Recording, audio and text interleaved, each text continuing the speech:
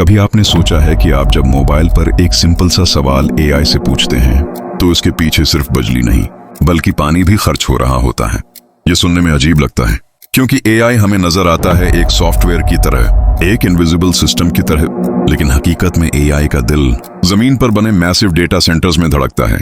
और यही वो जगह है जहां एक खामोश क्राइसिस जन्म ले रही है। दुनिया भर में मौजूद डेटा सेंटर्स जहां एआई मॉडल्स, क्लाउड सिस्टम्स और इंटरनेट सर्विसेज चलती हैं, इन्हें कूल रखने के लिए इनॉर्मस कूलिंग सिस्टम्स इस्तेमाल होते हैं। क्योंकि जब हजारों नहीं बल्कि लाखों सर्वर्स एक साथ चलते हैं तो वो शदीद हीट जनरेट करते हैं, और अगर ये हीट कंट्रोल न की जाए तो पूरा सिस्टम क्रैश हो सकता है। इसीलिए कंपनीज एक ऐसा हल इस्तेमाल करती हैं जो बाहर से सिंपल लगता है लेकिन अंदर से बहुत हैवी है। पानी। जी हाँ, पानी। हालिया रिसर्च के मुताबिक दुनिया भर के डेटा सेंटर्स हर साल तकरीबन 560 बिलियन लीटर्स फ्रेश वाटर इस्तेमाल करते हैं, और ये सिर्फ आज की बात है। अंदाजा है कि 2030 तक यही यूएसए बढ़कर तकरीबन 11,200 बिलियन लीटर्स तक पहुंच सकता है। सोचिए, ये कोई छोटा नंबर नहीं, ये इतना पानी है जितना कुछ ममालिक पूरी आबादी के लिए इस्तेमाल करते हैं। और सबसे शॉकिंग बात, एआई की डिमांड जितनी तेजी से बढ़ रही है, पानी की डिमांड भी उसी रफ्तार से बढ़ रही है।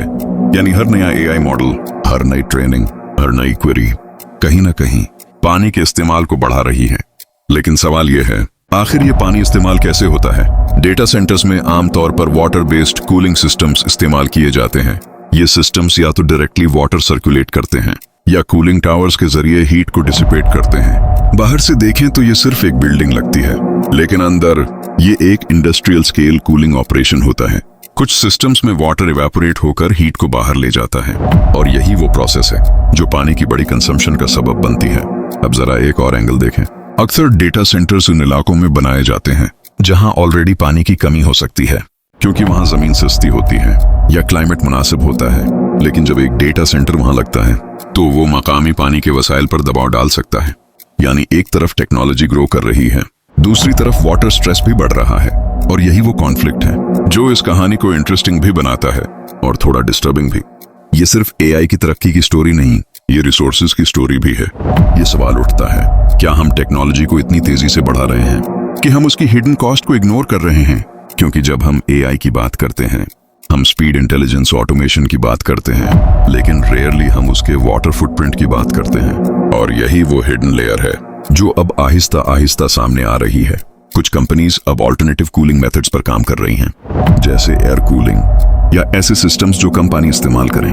लेकिन हकीकत ये है कि जैसे जैसे एआई एक्सपैंड हो रहा है, ये चैलेंज भी एक्सपैंड हो रहा है। तो आखिर ये कहानी हमें क्या बताती है? क्या एआई वाकई सिर्फ एक डिजिटल रेवोल्यूशन है, या ये एक फिजिकल इम्पैक्ट भी रखता है जिसका असर जमीन के रिसोर्सेज पर पड़ रहा है? क्या हम फ्यूचर की तरफ जा रहे हैं, या हम अपने ही रिसोर्सेज को साइलेंटली ड्रेन कर रहे हैं?